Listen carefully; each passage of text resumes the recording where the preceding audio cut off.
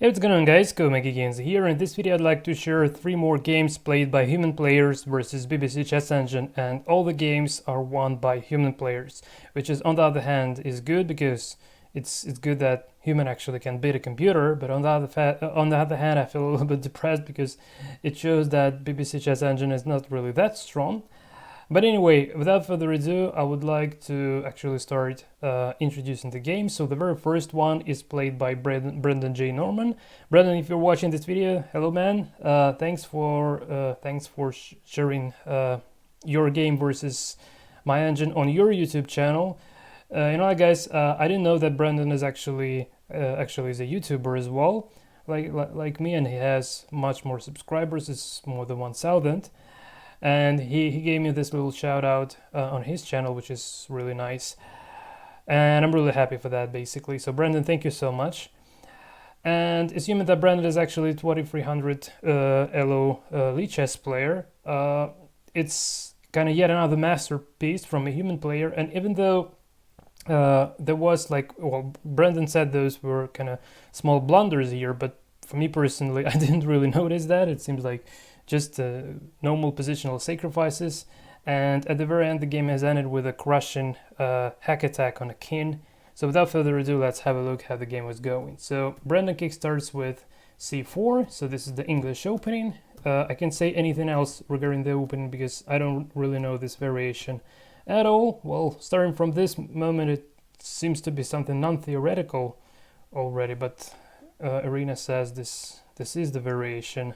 There exists something like this. Well, anyway, the true hit would start here. So this move b4, Brandon is sacrificing the pawn, so he has this b file getting semi-open at the moment, and actually getting opened after he takes on b7.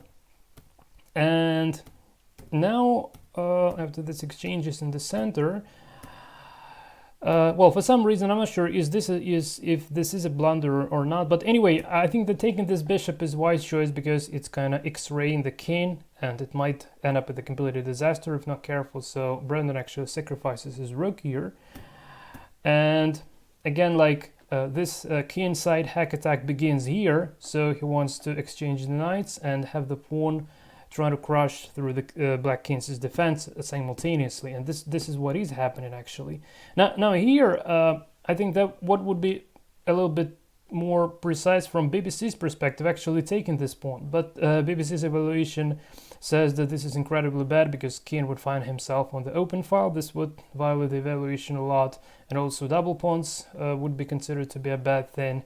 But again, I think that this was one of the key mistakes of BBC, so I think he should just take here and then just keep defending, assuming that he has material up actually, so that was quite pretty normal. But BBC didn't do this, and unfortunately he just started to protect his pawn here on c3, which doesn't mean that much. So he thinks like this pawn is going to be promoted one day, but yeah, it's not the scenario that was intended. And again, even here, so Brandon sacrifices another pawn, and greedy BBC goes for material, but White actually obtaining a fantastic position for the knight on d5 here, so the knight is perpetual and nothing can be done to that knight basically.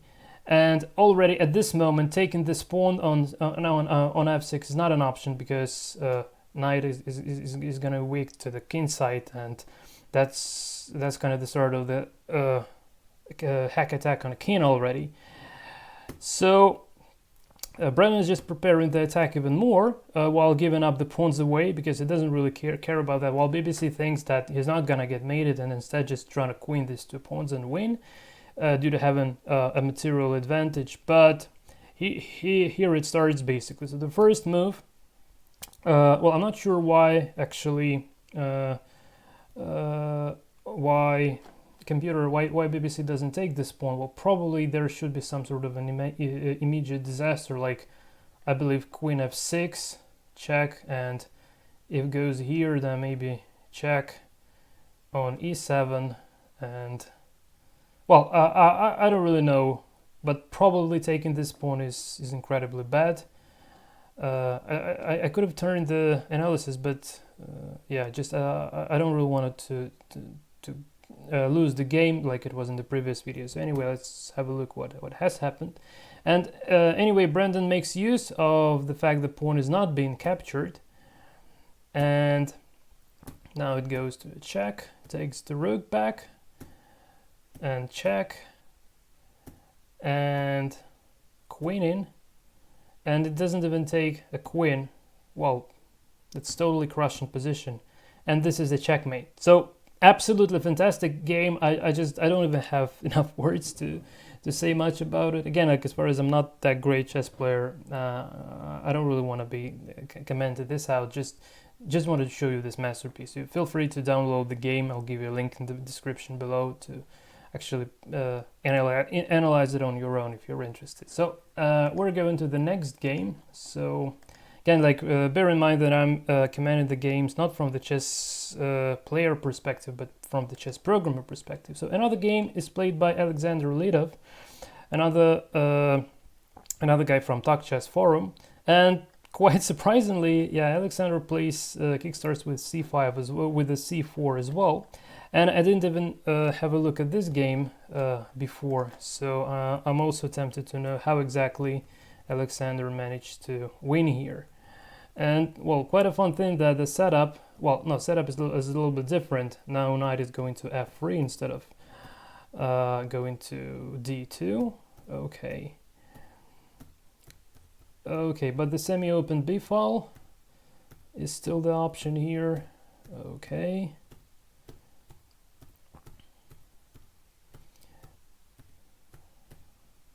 Okay, so what's on material? So rooks equal.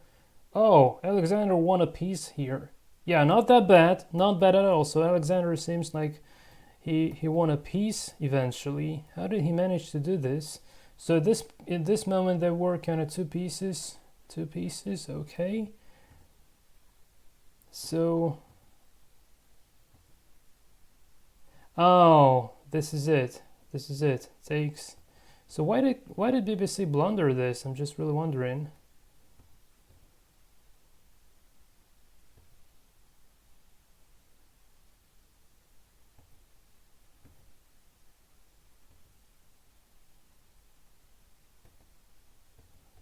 Yeah, what a crush.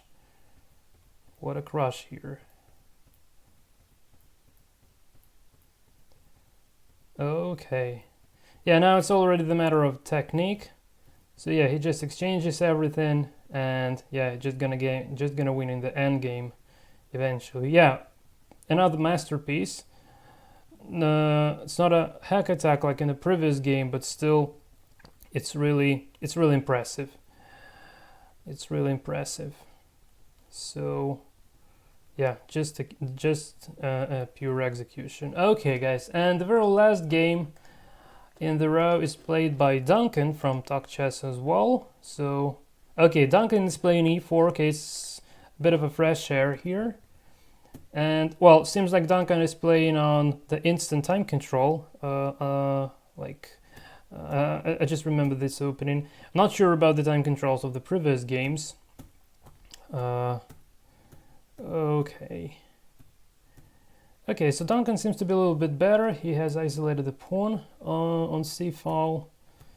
Okay. Seems like just he's playing reasonable moves. Okay. Okay. And equal on pieces in the end game. Yeah, equal on pawns. Or yeah, 6 to 6 pawns and equal on pieces, but white has a better pawn structure here. Yeah, no, this is even more interesting. So just to see how is it supposed how is it going to make the advantage? Well, he just puts his pawns on the light squares, and knight would probably be stronger, yeah, than the bishop here. Yeah, that's it. Okay.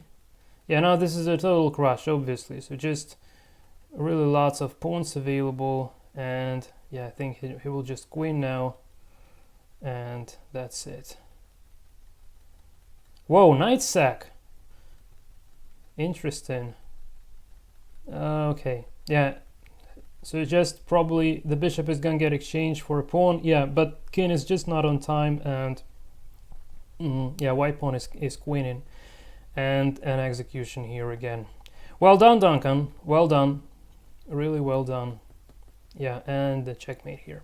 Okay, guys, so this is it from my side. I hope you've enjoyed these games. Again, like, I'll leave the PGN in the description below this video, so feel free to analyze the games on your own, either using the BBC chess engine or whatever chess engine that you like.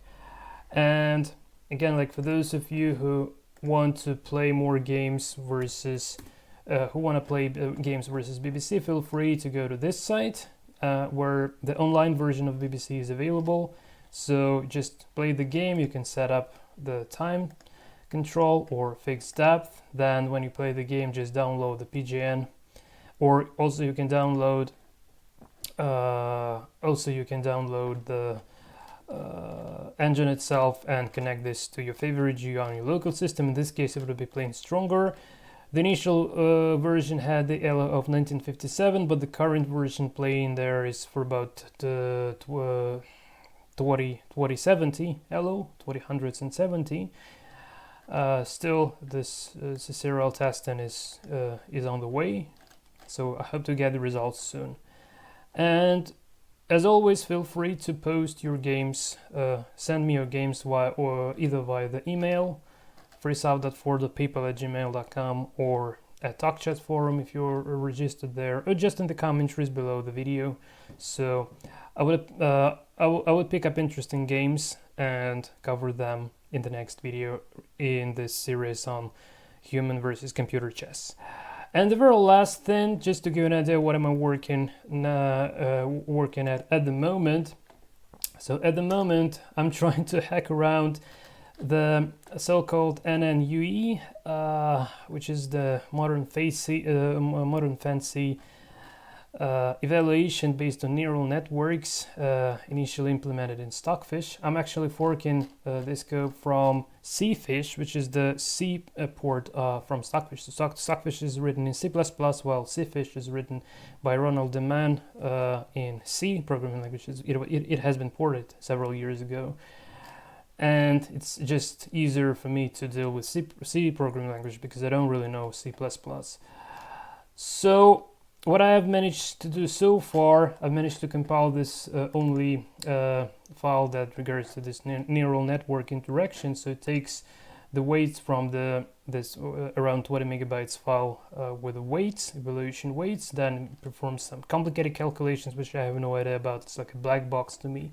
But what I'm trying to achieve is actually trying to, at the moment, so the idea is that the function that is called NNUE evaluate, oh my god, where is that? Here it is. So what this function does, it actually gives you the score of a position, just like the handcrafted evaluation does in non-NNUE engines. So just gives an output here. And what I'm suffering with at the moment is it actually takes the Cfish and Stockfish as well specific pointer to the position, which is really complicated data structure, unlikely my BBC engine, which doesn't even encapsulate the board position into a structure, but uses some array of global bit boards instead. So even more complicated that it uses some sort of stuff that I don't understand how it works, I swear. Like some dirty piece. Who names the variable like dirty piece? I have no idea. And another is called accumulator. Also no idea at the moment what does that mean. But anyway, if I ever manage to... So what am I trying to do now? I'm just trying to manually initialize the position and try to call this function to get an evaluation score for a given position. If I succeed doing that, then I will be trying to embed this into my own engine to make use of this neural network evaluation in BBC as well. So hopefully it would be playing stronger after. But I don't really promise this would ever happen because it's incredibly complicated, and for a code monkey king like me, it's it's a little bit too much because I'm really bad in math, and also this monolithic design of chess engines like Stockfish and Cfish do is a little bit annoying to me because I just can't understand what's going on under the hood in that great details needed. So anyway, I hope I would be able to handle this at least somehow, and then if I do succeed, then I will definitely try to make a series on how to make this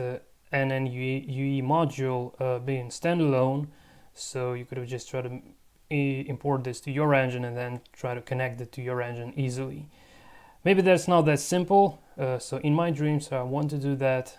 Well, maybe that's not possible. In that case, we'll see. What else can we do? Anyway, thanks for watching, guys. This is it from my side. I hope to see you in the next videos on this chess programming channel. Until that time, and take care.